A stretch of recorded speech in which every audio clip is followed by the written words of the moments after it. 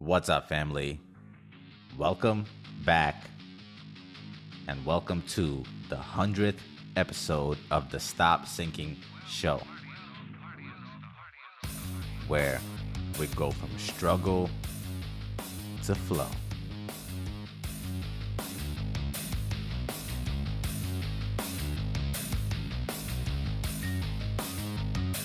I'm not good at celebrating my accomplishments, and maybe even better at downplaying them. And I don't expect this to be any different. So I don't want to get hung up on the fact that I have a numerical value to the amount of episodes I've put out, because that's not the point. I have poured out my heart in every word, and that's the point, before putting out any bit of anything on any episode. And my ultimate true north, my goal in life, at a certain point, is to have every word that I utter be real enough to be written on my tombstone. That's probably an unrealistic expectation even for myself, maybe borderline unhealthy if it's taken too far, but you get the point, hopefully. It's an aspirational goal. I don't come here for the number of episodes. I come here to share my heart so we can grow together, flow together. And I'll be doing this way beyond when any number of episodes attached to it will matter or can be used as a cute reference, like I'll try to with this one and I have in the past. Because I wanted to come on here and do 100 lessons or 100 principles or 100 reminders or a recap of all my episodes in a cute way to use the 100th episode as a reason to do so. And the more I thought about it, well, first I was daunted by the idea of it. I think I did something for the 25th episode like that, and the list of 25 things after 25, it just becomes unbearable. And I can't imagine listing off 100 things and expect it to be productive or meaningful or even really something that I would listen to. So if I'm being honest, why even do it? So while I won't do a list of 100 something today as a cute reference to this 100th episode, I will talk about another principle I've lived with my entire life that has the concept of 100 to play off of. I have to thank my friend and the host of the Touch Tomorrow podcast who reminded me of this principle that I lived with, that I used to share actively around her back in the day, especially when I was still aspiring to build it into my being, or maybe even after that, because I felt like I've lived this my entire life and felt the benefits of it my entire life, but I still wanted other people to feel it. So today, for the 100th episode, I want to talk to you about starting at 100. Now, what the hell does that mean? That's not how numbers work, T. We all start at 0. Well, that's not how to get the most out of anything in life. You get to choose where you start. Let me explain. In most areas in life, with relationships, when meeting someone, or when starting a new thing, let's stick to the relationship as an example to drive the point home. Most of us tippy-toe into life. We first dip our toe to check the temperature and gradually escalate and advance into the water tentatively and then timidly. Seems like the logical approach, right? To make sure you know what you're getting yourself into, especially when it comes to people. You can't just jump right in. People might get scared away. Or worse, you might really fool yourself into believing that you have a place with someone that you find out you really don't.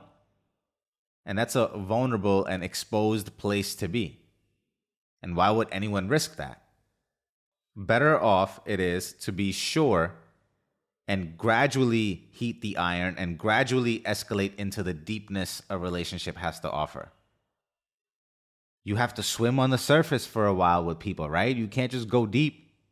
You can't just expect people you just met to be as comfortable with you like they've known you for a long time. That doesn't seem reasonable, right?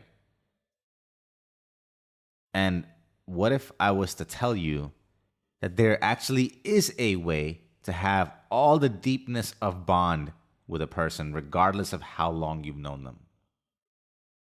And yes, this concept does extend past relationships because we've talked about other ways to build deeper bonds in a quicker way in past episodes. You can definitely escalate the levels of depth in any aspect in life, not just relationships. But in all aspects, it does take you and your willingness to be vulnerable.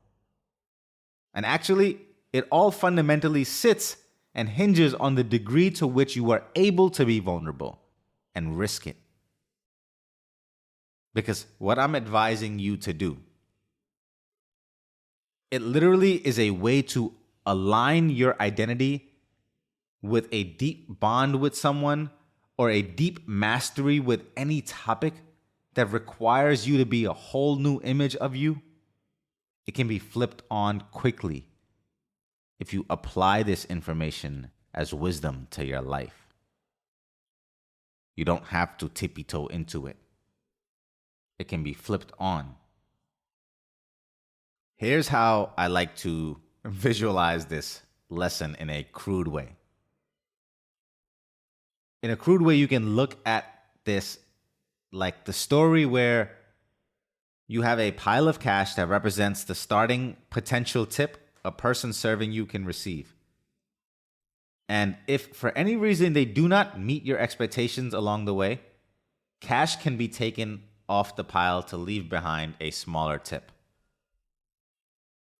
I think I heard this story somewhere, and if you do this to your servers, I definitely will not be your friend because in a way, you're probably looking for a way to scrutinize them as you're now this self-appointed judge of this pile of cash and the worthiness of earning it that you've now put yourself in the position to assign.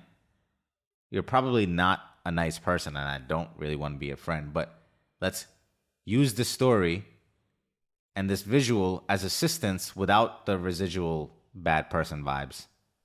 Forget about you being a bad person.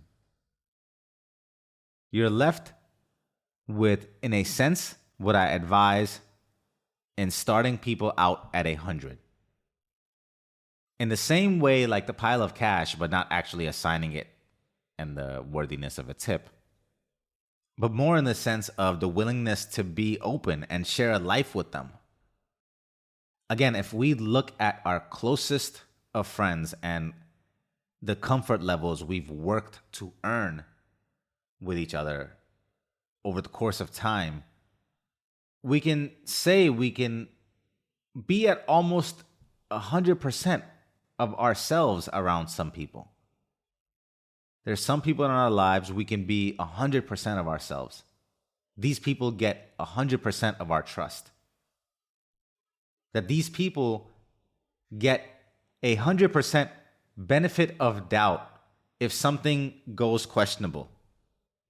That these people are in our book at the maximum level of bond that anyone can achieve, which is 100. And all the beautiful things that come along with that naturally coincide with someone being at 100. And what I'm saying is, this 100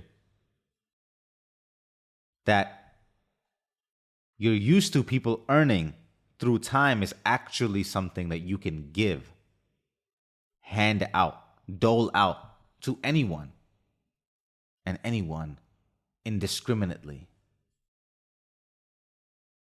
Meaning, if you wanted to and dared, you could give the stranger you just met the same benefit of the doubt, the same trust, the same experience of closeness. You would definitely be risking a lot because there are way too many unknowns within dealing with that person. So unless you're masterful at adapting to the scenario and paying attention, you might get yourself in a bind and not know how to behave.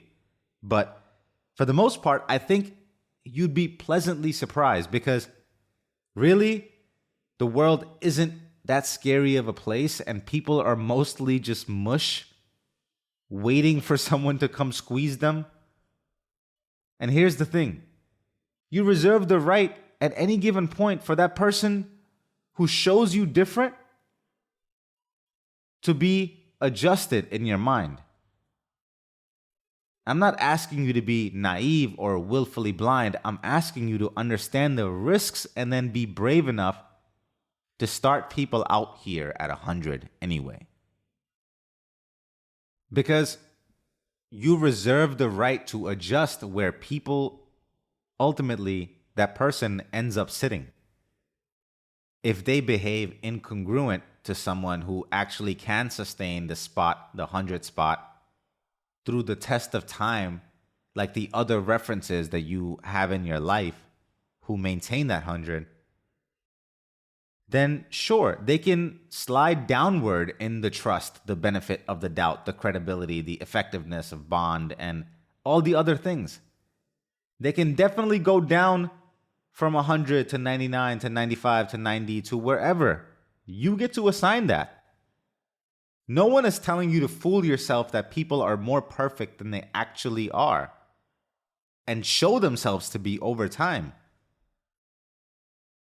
All I'm saying is that it helps to start everyone out at 100 across all benefits and credits that they can receive because it gives you the best possible chance that they then will actually live up to those things. It's only when you expect the best out of someone do they work so hard to live up to it. And if you start someone out at 0, with 0 benefit of doubt, and hope that over time they work hard enough to earn that place to 100 with you, very few people will make it there. Very few people will do the work to ever live up to that level. And part of it is because you set up this impossible dynamic. And part of it is because you didn't just expect them to be more than they were while they were there in front of you. So they never grew to surprise you as fast as they possibly could have, or to surprise you at all, because you didn't expect them to be their best while they were in front of you. Some of my closest friends in life have had past lives that would make anyone fearful to be around them. But because even before I grew that bond with them, even before I got to that place with them, I gave them that place and expectation automatically of true friendship, of true brotherhood, automatically, and expected no less than true love and loyalty from them. The same way I gave it, I expected no less. That almost automatic love that you don't have to work hard to earn because it is so freely available and readily flowing in abundance to be bathed in, that their hardened background had no bearing on them having to live up to that place that I automatically gave them on day one. Now again, do I leave myself vulnerable? Of course. But has it, or do I believe, can it ever even hurt me bad enough to offset the good and richness it's brought to my life? Not a chance. I always say you have to be willing to put your neck out on the guillotine. And if someone chooses to chop your head off, that's their problem with their God. Most of life and the view that you want to see is seen with your head joisted in that place in that guillotine. To see, you must be willing to bear all, literally. And here's the thing that isn't any less important of a point to round out our discussion. The same way that I said you have and reserve the right to adjust anyone as they do not live up to the criteria of 100 for you, uniquely to you, that's up to you. This isn't meant to compromise your high standards that you get to set for yourself. It's just to put yourself in an advantageous place where it's most likely that people actually live up to those high standards. So in the spirit of that, the alternative, softer benefit to applying this way of thinking, even if you don't end up with a bunch of people at 100 that live up to that high standard at 100, what I will guarantee is that your life will be richer regardless. Because, why? Because the entire mean, your entire average, where now all the people in your life sit that you started out at 100 will be much higher than if you started them out at 0 and kept your old way of being. Because again, think about it. Only very few people, without being given the benefit of the doubt or the open lane, very few people advance deep enough into your life to build a deep enough bond with you that may add richness to your life. May. And to you, this seems normal because you haven't expected any close friends since the ones you somehow made through childhood, some of who may be stuck around, which I doubt for most people. And ultimately, there's probably one or two real close people that you bonded with through work or school or some shared activity. And to you, this is normal. And you don't see anything wrong or even connect to the idea that it's because the entire premise in your head is mistaken, and that you have correlated commonalities with bond, or time with bond, or likeness and agreeance with bond. And again, you are denying no one the richness of life other than yourself, other than the person that gets to wake up to deep relationships on the other side of this. Because again, in the spirit of even just raising the average quality across the board of all of your relationships, in just the spirit of that, which again, no matter what you think or how many introvert memes you repost, your entire body chemistry is highly regulated by social measures, connection, and love. So you can fake being a loner, but no amount of denial can change the fact that you will benefit from raising the average of the quality of relationships and their depth across the board in your life. Because we all regress to the mean, and it's important to manage the average. We all regress there.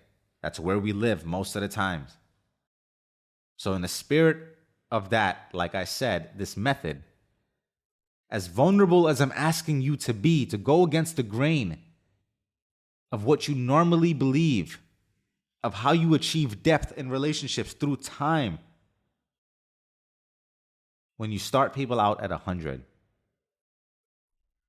even as you exercise your right to slide them down as they misbehave or act unbecoming of closeness to you, what will happen is some people will go from 100 to 67, some from 100 to 78, 100 to 54, 100 to 85, some to 73, 77, 59, 68, whatever. The point is, you will have a scattered variety of people you've encountered, those who disappointed you and let you down and hurt you, who you expected better from right off the bat.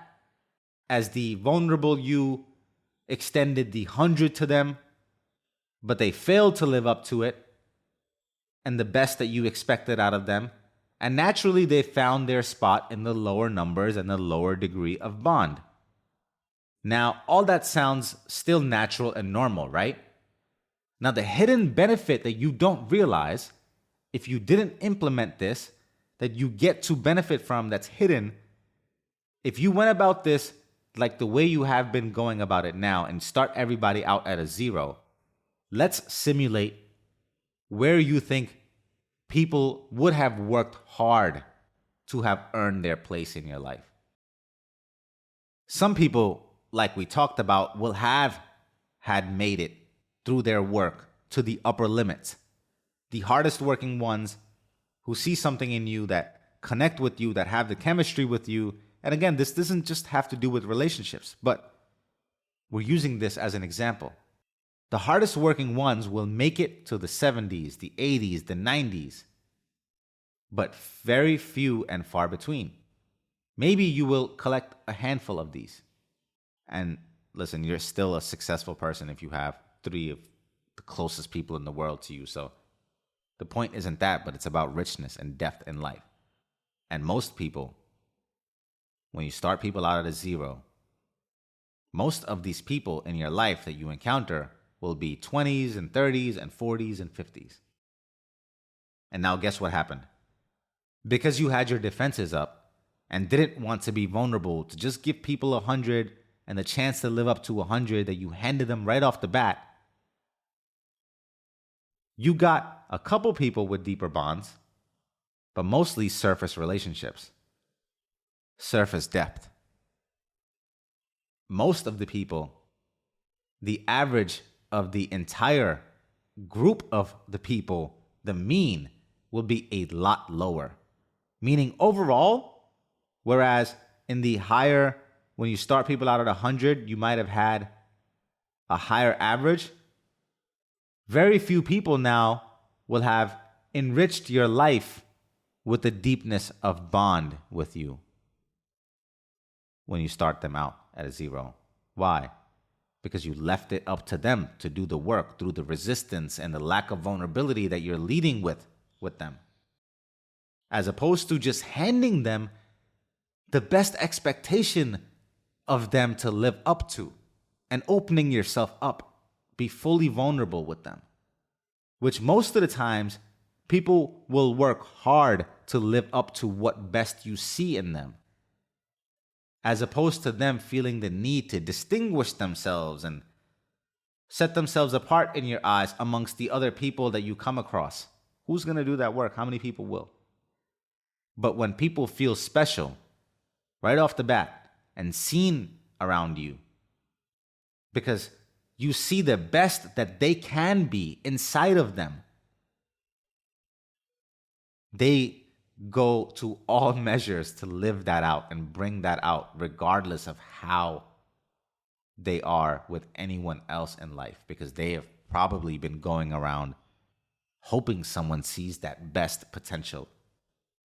And think about it in literal terms, what it means for your life. This in turn leads to you actually experiencing, like it affects your actual experience, to be surrounded by people being their best form with you. And again, not everyone will do this, and you will adjust accordingly and not be naive or blind. But because you started them off at 100 to live up to, you will end up with such a higher average and much more deeper relationships.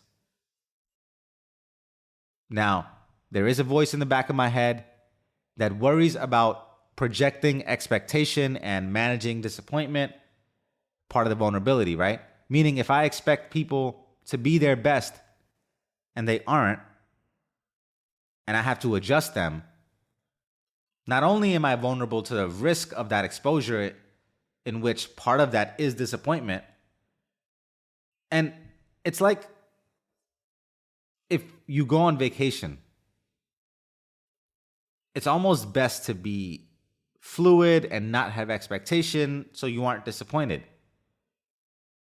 And I often have this question when Abraham Hicks talks about the concept of segment intent. How before starting something new or heading into the next part of the day, like driving somewhere or doing something or meeting someone, they intend for that segment of their day to go in alignment with the intention they consciously choose and set. So in a sense, this drive is going to go amazing and I will enjoy the scenery and take my time and reach safely. Positive intention for that segment. And again, in my mind, I have the question of, well, isn't that a set expectation now? That if I deviate from achieving in reality, that I will be disappointed. I'm setting myself up for that. And maybe I would like to ask this question to Abraham Hicks one day, but if I was to make sense of it myself and apply it to the same positive, in a sense, segment intention that I am proposing we have in our relationships, meaning the intention that everyone lives up to 100 and to start them there is a form of segment intention. It's to intend that they live up to 100. And yes, you may have in your intention some expectation tied to it unfolding a certain way and the possible disappointment that goes with that. And honestly, I don't think there is a way to decouple expecting the best out of someone without the actual expecting. So the falling short of that expectation is still a real risk and a reality that can happen. But I think the intention and expectation is meant to encourage the positive outcome, but it obviously cannot guarantee that. It cannot guarantee that outcome. So you cannot guarantee that you will not be let down in how reality actually unfolds. So I think that's the vulnerable part. That's where the vulnerability lies, where we allow ourselves to be hurt from the deviation from the best that we expect. But again, I don't know how to promote or bring out the best without truly expecting the best. And at the same time, being free from the possible consequence and risk of expecting the best when something doesn't live up to actually being the best. It's a risk worth taking in my book because statistically people do live up to it. And if not, at least you have a great story to tell. I mean, what else is life for anyway? Experience with a collection of scars that attach to stories to tell our grandkids. We can't make it safely to death. Might as well play out on that guillotine. A mundane life with surface depth on everything with everyone is just as risky. Honestly, like most things in life, it's about having a light touch with a tight grip. To be firm in applying something without the grasping and attachment to the outcome of it, all the while encouraging a positive one. It's a tight dance for sure, but behind it is a rich life. Here's something to think about. You have the choice to start at any level. Why not at 100? Love you, family.